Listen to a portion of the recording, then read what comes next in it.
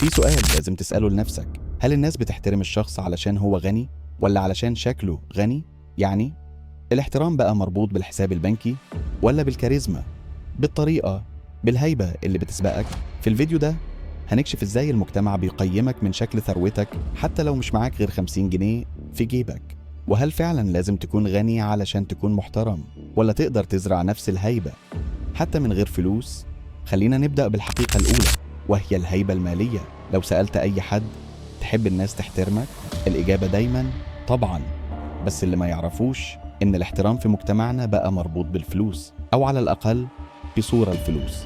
في دراسة نفسية اتعملت في أمريكا عرضوا على مجموعتين من الناس صور لأشخاص لابسين بشكل فخم وساعات غالية وجزم جلد، وقارنوا ده بصور لناس عاديين بيلبس بسيط. النتيجة نفس الشخص لما يلبس بشكل أغلى بتقيم إنه أكثر احتراما، أكثر تأثيرا، وحتى أكثر ذكاء.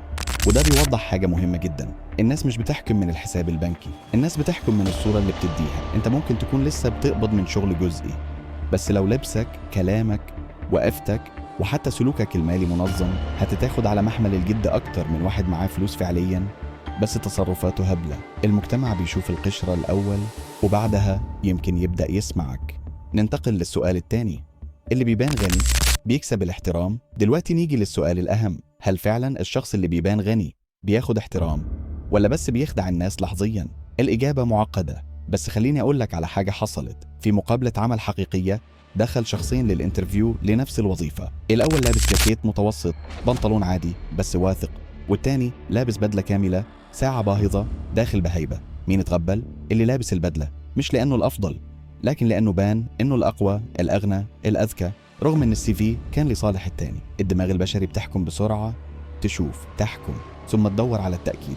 يعني أول ما تشوف حد شكله غني بتفترض إنه ناجح، مهم، أو على الأقل عنده حاجة تستحق الاحترام.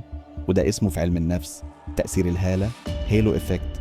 يعني صفة واحدة ظاهرية ممكن تخلي الناس تديكي كل الصفات الكويسة من غير ما تتحقق. فهل الناس بتحترم الغني؟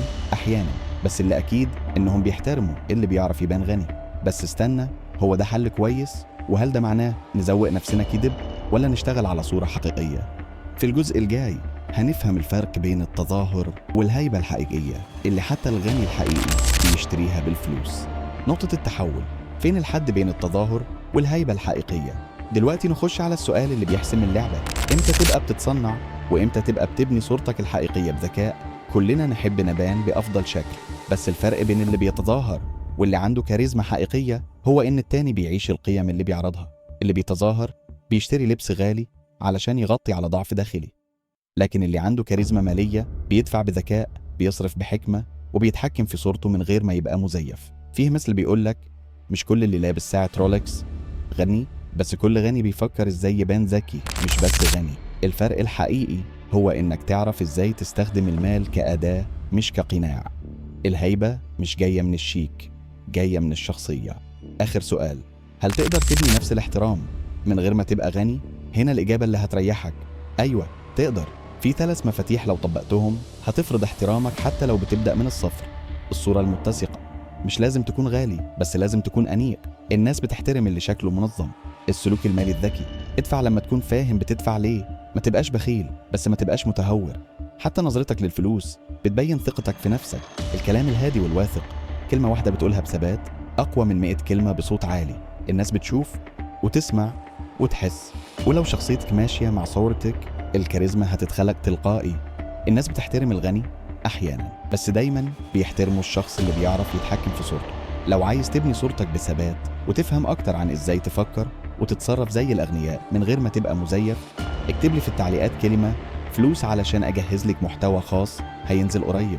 ولو عجبك الفيديو ما تنساش تشترك وتسيب لي رأيك، لأن رأيك هو الوقود اللي بيحرك الرحلة دي